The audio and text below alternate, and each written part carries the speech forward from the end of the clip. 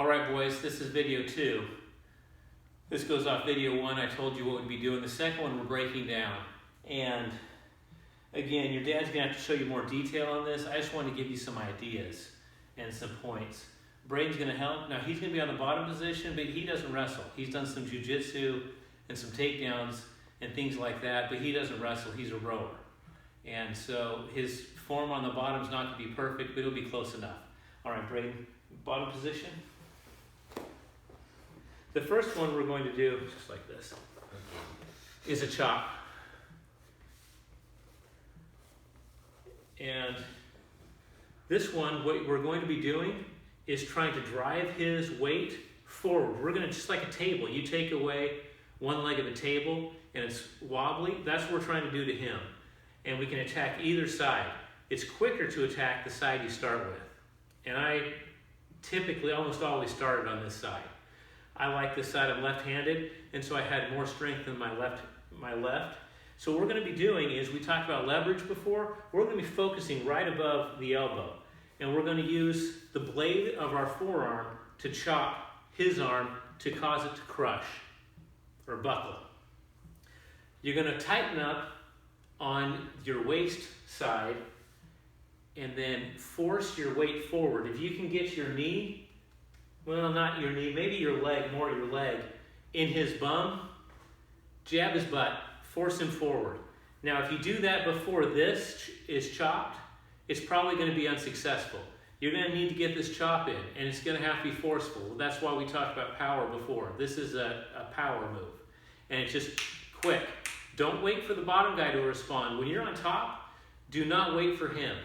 Make him try to react to you. Now, you may both be doing something at the same time. He may try to stand up or try to switch or something else. Sit back. You'll just have to learn how to deal with that, and your dad can talk to you about that. I'm just giving you the first idea, but this can conquer some of those things. Some of the moves from the bottom you're going to have to adapt to. That's why I like to move. As soon as you hear that whistle, it's go time for you. Don't worry about what he's doing until you feel it. So we're here on our start.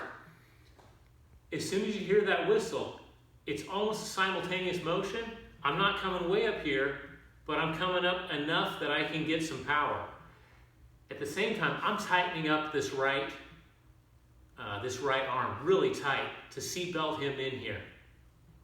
And I'm also forcing off my right foot forward so that the whistle goes.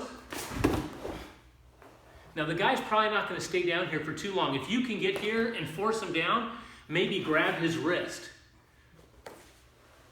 You can grab his wrist. That's very helpful, and there's some moves from here, including the cradle. All right, Braden, back up. Now, some of what I do is going to be more powerful because I've got probably 25 or 30 pounds on Braden, and I've also got skill. He hasn't wrestled. So, down, lower. See it again? I'm down, right here. Okay, you can also switch sides and attack this arm.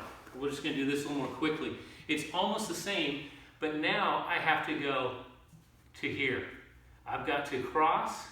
The benefit of this one is I can throw my weight on top of it. As I'm coming across, I can get my knee and block his right leg, and I can chop.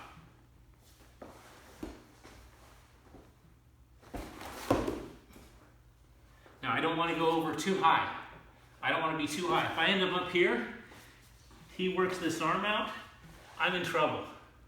I never want his arm to separate him and me. I think never. I have to think about that, but generally, that's a chop. Let's work on, back down. Ankle pick. Especially if his ankle is up. So he may set up like this, or like this. This makes it really easy to ankle pick. This one, if I'm attacking his right ankle, it's just a simple movement across.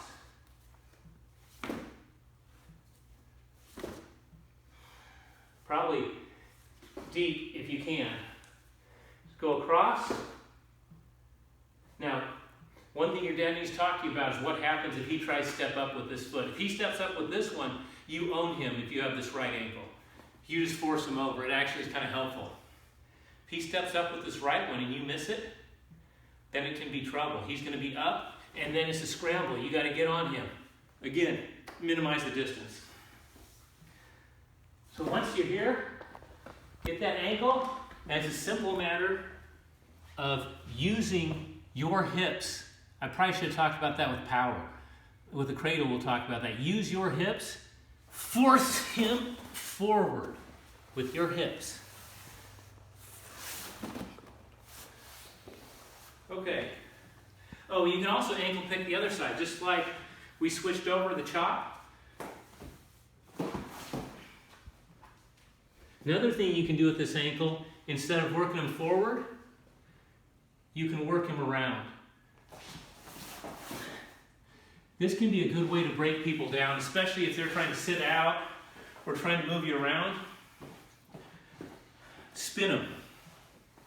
I'll try to remember on the inside cradle, there are some counters or some baits that some people would try to do, and you don't have to play their game. So if he starts doing something, he gets a vote in what I do. So if I'm here, and I just came here, take this leg braid and start sitting out. So he just got a vote.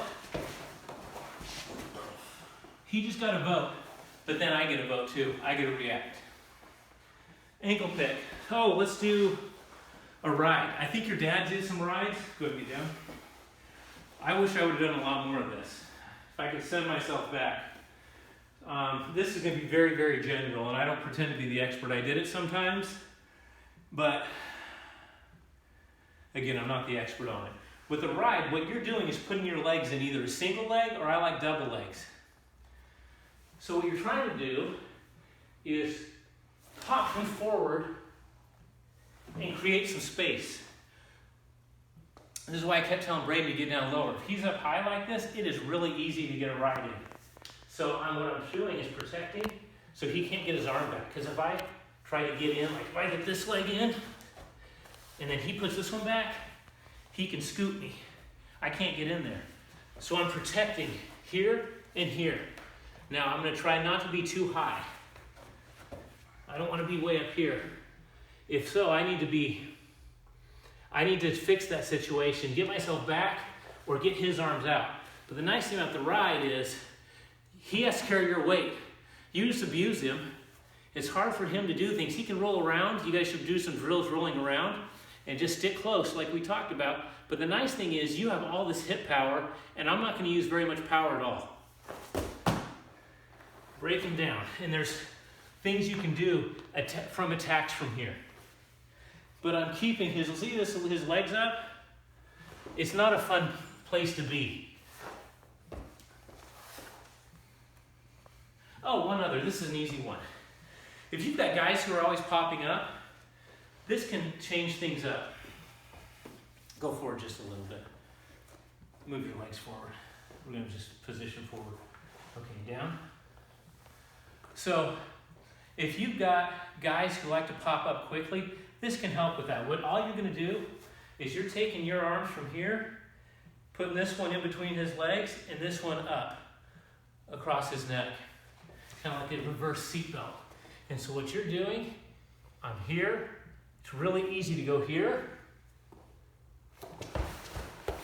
And spin him around and break him down. Now he's going to be fighting it. He's going to fight. But notice, you're going to see, we're talking about cradles. He's here for a moment, maybe just a moment. Perfect position for a cradle. I don't know if you can see it. Perfect position for a cradle. Here, you're going to see we're going to post so he can't move. And then I'm just going to work him to a cradle.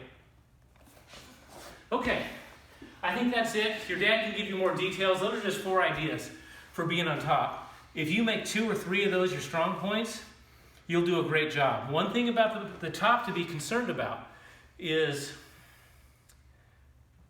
if you're not good at it, you're probably only losing points from top, because the bottom guy has an option to escape 1 point or reversal 2 points.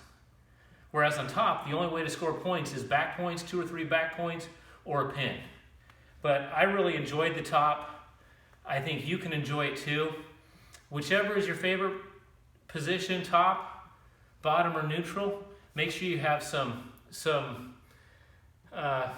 go-to tools in your toolbox. And we'll do the next video with the actual cradle.